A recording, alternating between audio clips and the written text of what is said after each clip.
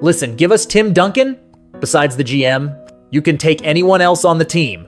The moment the Spurs won the lottery, Auerbach felt like the sky was falling. He had worked so hard to make the Celtics tank all season, and the Spurs ended up with the Hashone pick on a long shot, and Tim Duncan from Wake Forest was the consensus Hashone pick every team was dreaming of.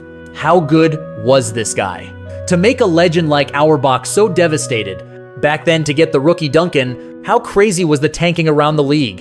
In 1996, Duncan, in his junior year, had 1 year left in his college career at Wake Forest. Even then, he was already considered one of the best players in NCAA history. NBA scouts were incredibly high on him, calling him the most complete prospect they'd ever seen.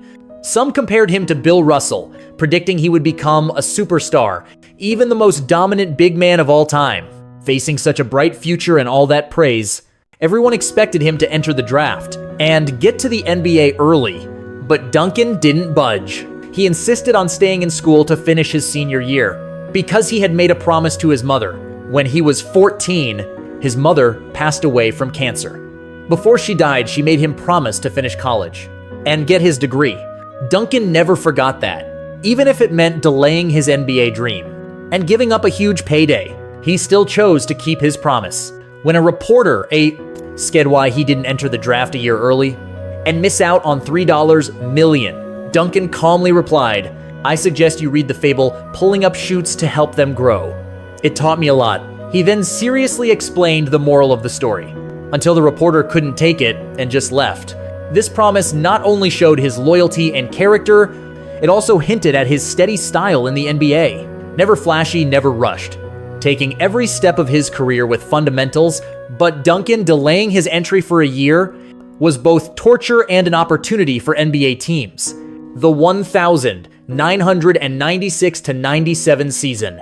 To compete for this player who was seen as a league-altering talent, multiple teams in the league started a crazy Tank-A-Thon. In the East, the Celtics had their worst record in franchise history at 15-67. Red Auerbach knew Duncan's value. He thought he was comparable to team legend Bill Russell, so they developed rookie Antoine Walker while secretly executing their tanking plan. The 76ers had Allen Iverson averaging 23.5 points, but the team still only won 22 games. Their management, compared to winning now, seemed more focused on the team's future. The Nets and Raptors also joined the party, finishing with 26 and 30 wins respectively, and things were even more intense in the West. Besides the top 5 teams, no other team had a winning record. The Clippers snuck into the playoffs at just 36-46. This was extremely rare for the league CK then. The Grizzlies, Spurs, Nuggets, and Mavericks combined for only 79 wins, only 10 more wins than the Bulls that year. It was a bizarre sight in NBA history. Among them, the Spurs situation was the most eye-catching. The year before, they were a powerhouse at 59-23, and David Robinson had just won MVP.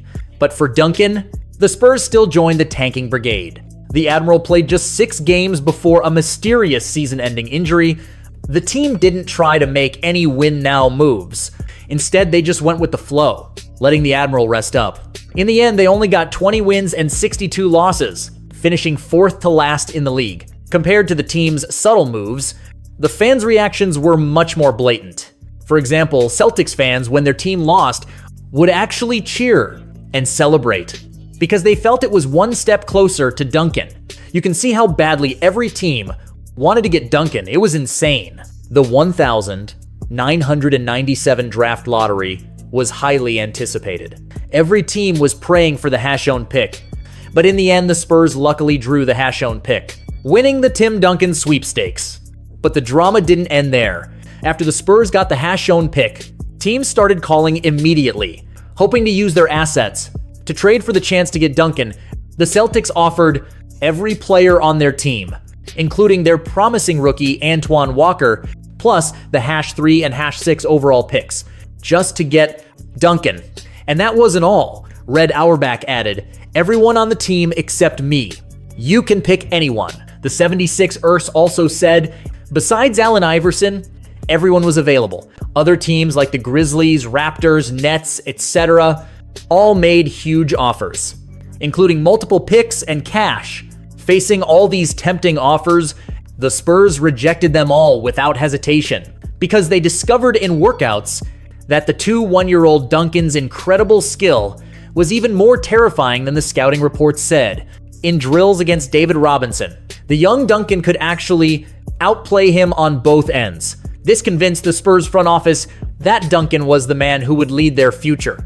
After Duncan joined the Spurs, the team was completely transformed, and he quickly showed his talent.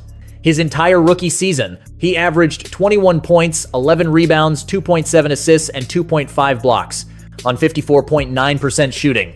He not only made All-Star, All-NBA First Team, and All-Defensive Second Team, but he also finished in the MVP voting, in the top 5, facing Duncan's incredible performance.